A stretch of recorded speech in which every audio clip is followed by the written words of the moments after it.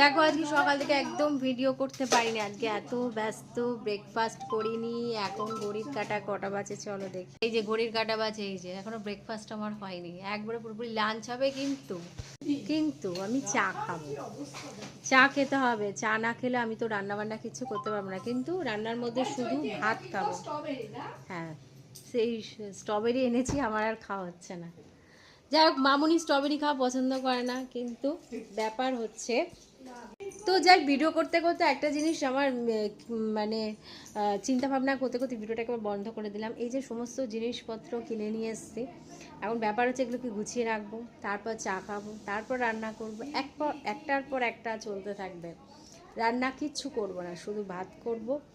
মাছ করা আছে ফ্রিজে, সেটাকে গরম করব। আর এনেছি নিম পাতা, সেটা যদি একটু ফ্রাই করে খেতে পারি আজকে বুধবার, তাহলে তো খুব ভালো। তো চলো এক ঝলক করে দেখি। আর জিনিসপত্র এনে সব ছড়িয়ে ছিটিয়ে রেখেছি, এক এক করে করব। এখানে দেখো ডিমগুলোকে এনে, এবার ডিমগুলোকে আমার ফ্রিজে তুলতে হবে। আর এইখানে ব্যাপার হচ্ছে, এই যে চালটাকে ভিজিয়ে রেখেছি, এখন ভাত হবে। জানি না ভাত আজকে ভালো হবে কিনা। আর এখানে জিনিসপত্র যে বললাম, নিম পাতা এনেছি, নিম পাতাকে রেখে দিয়েছি, এর মধ্যে আদা।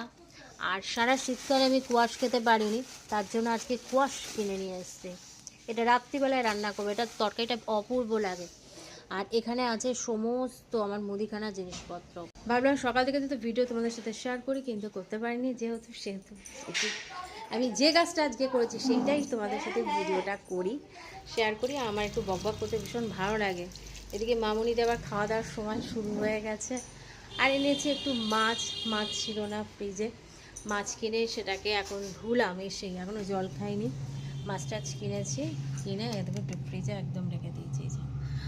আর এখনও মাছ আছে, মানে এইগুলো সব কিনে এই মাত্র রাখলাম, বরফ কিন্তু হয়নি। তো চলো একবার দেখিয়ে দিই, তোমরা যদি বিশ্বাস না করো। এই দেখো আরশে মাছ, এটা আরেক ধরনের, ওইটা হচ্ছে কি বলে সরপুঁটি মাছ। এই হচ্ছে ব্যাপার। তো চলো এখনকার মতন ভিডিওটাকে এন্ড করি, কারণ খেতে হবে। চা না খেলে আমি এখন পারবো না, চা বিস্কুট কিছু খেতে হবে।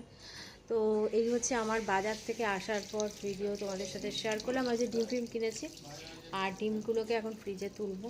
আর ওই পোটলাটার মধ্যে আছে, মানে ওই ব্যাগটার মধ্যে আছে আমার মুদিখানার জিনিসপত্র। এই সব কিনে নিয়ে এসেছি, যেটুকু লাগে সেটুকু সংসারের জন্য কিনে নিয়ে আসলাম। তারপরে তো আবার যাবো, তখন কেনাকাটা হবে। তো চলো আজকের মতন টাটা।